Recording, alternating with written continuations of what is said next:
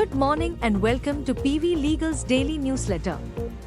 A police officer seizes your vehicle. You visit the station for months trying to get it back. One day, the officer releases it, but before you leave, he nods toward his colleagues and says, "You have not done anything to me. Please do something to these boys and go." You refuse. You file a corruption complaint. And then a high court tells you the FIR must be thrown out because the officer never directly demanded a bribe for himself. The Supreme Court of India said, "Not so fast."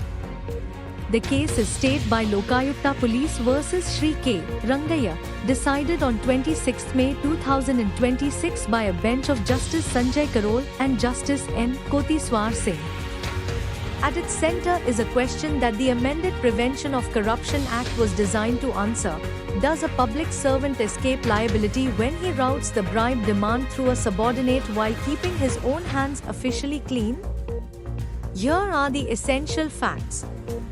Shri K. Rangaya, a police sub-inspector posted at Siruguppa, Bellary, Karnataka, seized a complainant's two-wheeler and mobile phone in March 2023, alleging illegal rice transport.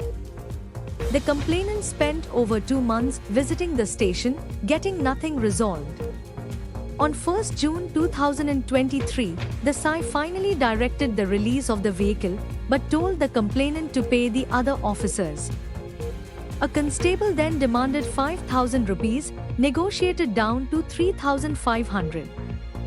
The complainant refused, went to the Karnataka Lokayukta, and an FIR was registered under Section 7A of the Prevention of Corruption Act.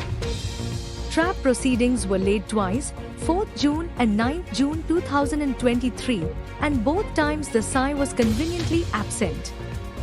No recovery was made from him personally. He went to the High Court.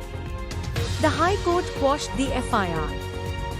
The High Court reasoned that there was no direct demand or acceptance by the SI himself. The state appealed. The Supreme Court addressed 2 questions. First, did the High Court exceed its jurisdiction by examining trap outcomes and departmental inquiry findings, all matters reserved for the trial court, not for a quashing petition? Second, does Section 7A of the PC Act read with explanation to cover a public servant who orchestrates a demand for a subordinate rather than for himself? The answer to both was an unambiguous yes. Section 7A punishes the attempt to obtain an undue advantage. Explanation to Section 7 makes 2 things explicit. First, the offense covers obtaining an advantage for another person, not just for oneself. Second, it does not matter whether the act is done directly or through a third party. The SI's direction, "Do something for these boys," followed immediately by the constable's demand, the court held, satisfied the prima facie threshold of an attempt to obtain an undue advantage for another person.